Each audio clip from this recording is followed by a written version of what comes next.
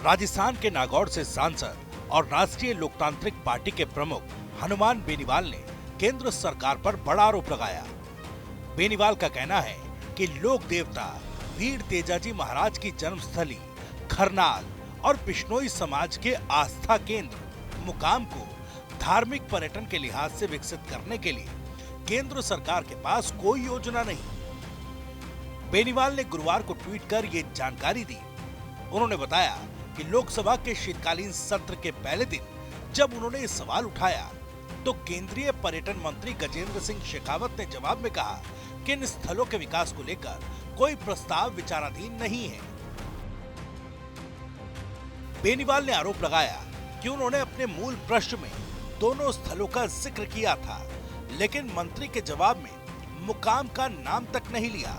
उन्होंने कहा, केंद्रीय पर्यटन मंत्री स्वयं राजस्थान से आते हैं, लेकिन उन्हें लोक देवताओं से जुड़े इन प्रमुख धर्म स्थलों के विकास से कोई मतलब नहीं है। अगर प्रस्ताव नहीं आए हैं तो वे खुद मंगवा सकते थे।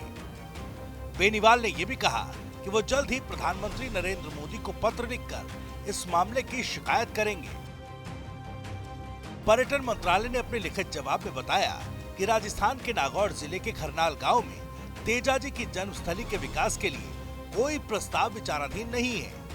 हालांकि मंत्रालय ने यह भी बताया कि देश की धार्मिक पर्यटन को बढ़ावा देने के लिए कई योजनाएं चल रही हैं, जिसमें प्रसाद योजना, स्वदेश दर्शन योजना और केंद्रीय एजेंसियों को सहायता योजना शामिल है।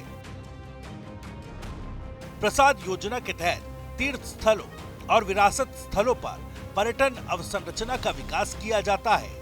अब तक 28 राज्यों में 54 परियोजनाओं को मंजूरी दी गई है। स्वदेश दर्शन योजना के तहत आध्यात्मिक, बौद्ध, कृष्ण और अन्य परिपथों के विकास के लिए 76 परियोजनाएं मंजूर हुई हैं। स्वदेश दर्शन 2.0 में स्थायी और उत्तरदायी पर्यटन स्थलों को विकसित करने पर जोर है। पर्यटन मंत्रालय ने बताया कि अप्रैल 2023 से राजस्थान में धार्मिक स्थलों पर कई परियोजनाओं को मंजूरी दी गई, लेकिन खरनाल के लिए कोई प्रस्ताव नहीं आया।